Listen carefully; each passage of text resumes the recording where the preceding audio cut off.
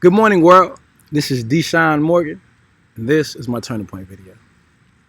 Who I desire to become is the best version of myself, the one that I envision mentally, an ever-evolving and transcending individual whose only limits are the ones he chooses to set. A master creator and performer who is also the master of his environment. This is how I envision myself, the future me. My journey started on a random day, and I just recalled the Fugees releasing Ready or Not and Lawrence Hill beautiful voice flaring loudly over the speakers, and it attracted both my attention and my heart. The passion in her verse just spoke to me louder than anything else. And a primal and core-centered impulse that, I determined later on in life was love. It filled my chest. And I remember this feeling just as clear as day. This was an influential turning point for me. I have loved both music and Lauryn Hill ever since. And there's not a time in my life where music was absent and I was happy. Mastering my own form of self-expression is my biggest desire and goal. Nothing could or would make me happier. Author Robert E. Greene stated in reference to his example of Martha Graham, the importance of recognizing these pre-verbal inclinations is that they are clear indications of an attraction. I agree. I recognize this, and even as I strayed at times as I grew, I've always come back to music.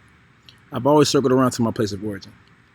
My love of music continued to grow, leading to performances in both church and open mics where I discovered I was naturally a performer. The Darwinism of controlling the crowd gave me a high. It made me feel as if I was Neo from the Matrix for that moment. Paraphrasing Robert E. Greene's book, forging this field would put her in the ultimate seat of power. This is a clear indication of what I felt and still feel about performing to this day. There is nothing that comes anywhere close to this high for me.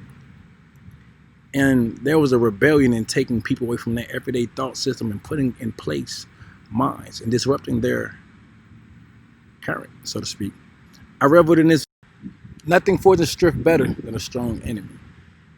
Robert E. Greene agrees with this mindset, stating in his book about rebellion in reference to Mozart. It is a healthy part of your development to follow a path independent from your parents. I also think the biggest part of mastery is adapting to the new developments in your chosen path. There are always going to be barricades on the road, and you're going to be expected to have the mindset to be able to get around them. You have to be mentally fluid, according to Robert E. Greene, in his adaptation strategy. He also has a life or death strategy, which I believe is the strategy to success. Part-timers are never the best at their jobs. The better performers are those who carry the jobs if they don't have any other option. No plan B available. He revealed this insight to me.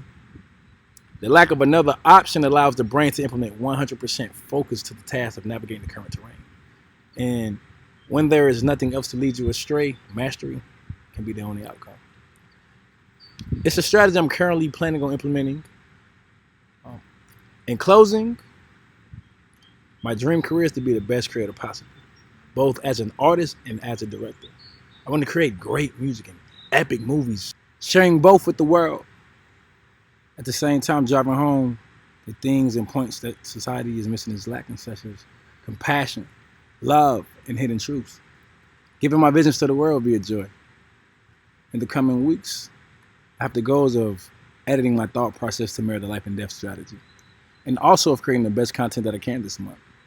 I plan to do this by staying as grounded as possible, meeting all distractions, and not letting go. Once again, this is Deshaun Morgan, and I hope you enjoyed my Turning Point video. Thank you.